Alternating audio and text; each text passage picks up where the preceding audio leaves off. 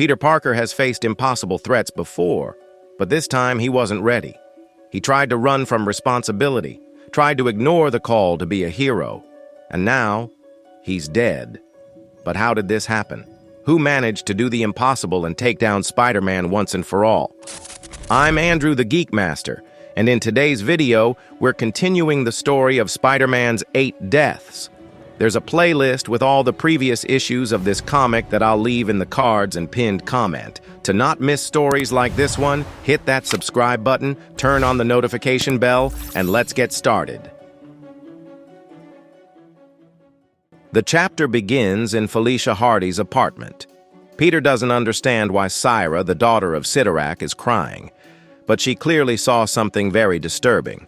As we know, Peter no longer wants this life of a hero. He even says goodbye to Syra, claiming he has other things to do. However, Syra simply grabs him by the shirt and teleports him outside, where the X-Men are battling Callix's hounds. The truth is, Peter already suspected something like this was happening, but he wasn't prepared for what came next. Phil Coulson, the Avatar of Death, came to claim the souls of Peter's loved ones. Yes, Randy Robertson, Shay Markin, and Aunt May all died during the battle. Peter doesn't understand. He saw their deaths before and knows they weren't supposed to die this way.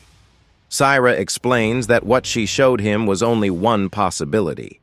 The future was altered the moment Peter rejected his responsibility as Earth's champion and abandoned his hero costume. In other words, their deaths are Peter's fault, and he realizes this while holding Aunt May's lifeless body.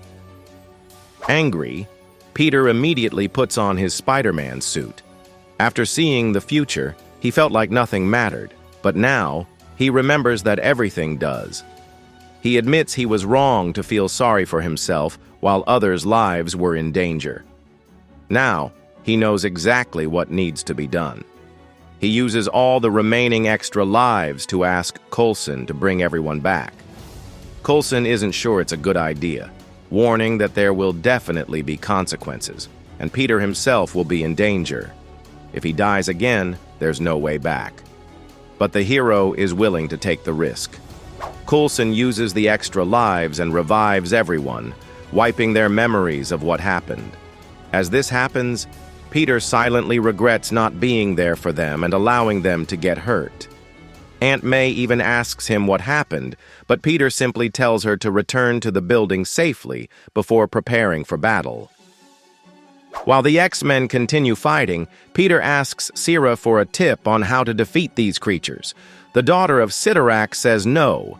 It's as if these beings are corrupted by something she doesn't fully understand. That means Peter's only option is to defeat Callix, even though Syra warns him that Callix is completely different from their last battle. Spider-Man asks Juggernaut if he's seen the villain, and Kane points in Callix's direction, warning the web-slinger that this enemy is extremely powerful.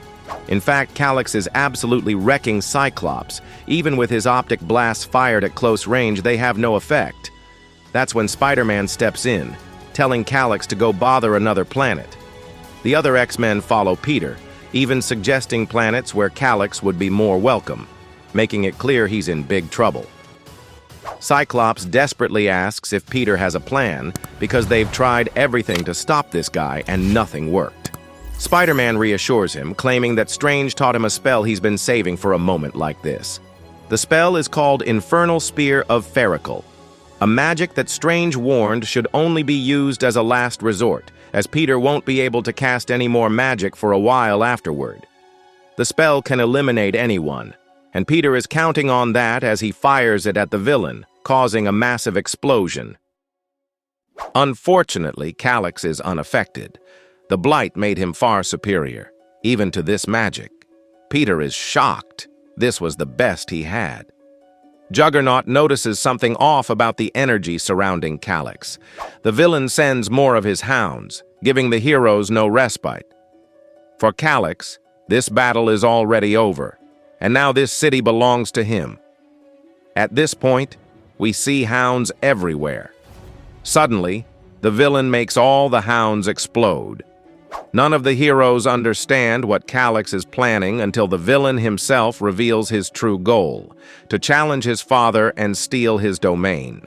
Once he does, he plans to destroy whatever remains of Earth. The villain's next move is terrifying. Out of nowhere, Cyclops fires an optic blast at Juggernaut. This wasn't just friendly fire.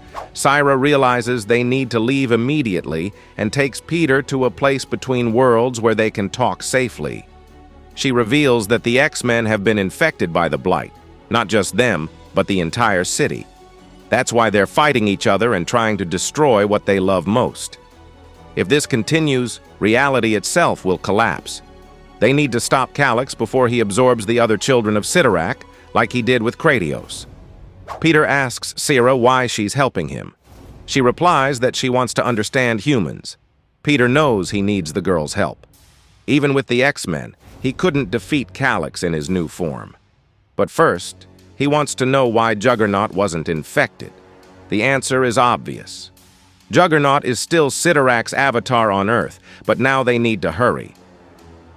They travel through a portal and arrive in Cyttorak's realm. But it seems they're too late. The place is like a war zone. Syra's entire family was slaughtered. All her brothers and sisters are dead. She asks her father how he allowed this to happen. She can't understand why he didn't fight. After all, Cyttorak is a warrior, and this is his domain. If her father won't fight, then Syra will. She dons her battle armor and asks Spider-Man to try to make Cyttorak respond while she deals with Callix. She sets off determined to find her brother, until she suddenly feels something strange. At the same time, Peter tries to wake Cyttorak, saying they need him to bring one of his sons to his senses. But at that moment, a portal opens above Cyttorak, and through it emerges the Blight. Peter has felt fear before, but the terror he feels now is greater than anything he's ever experienced. Before him stands the Blight. Even Strange feared this entity. Peter wonders how he's supposed to fight something so massive, so powerful. Then suddenly a voice behind him answers, he won't. Callix grabs the hero by the neck, claiming that with his last breath, Peter will know the villain achieved complete victory. In that moment, Callix simply snaps Spider-Man's neck, giving him a quick, cold death.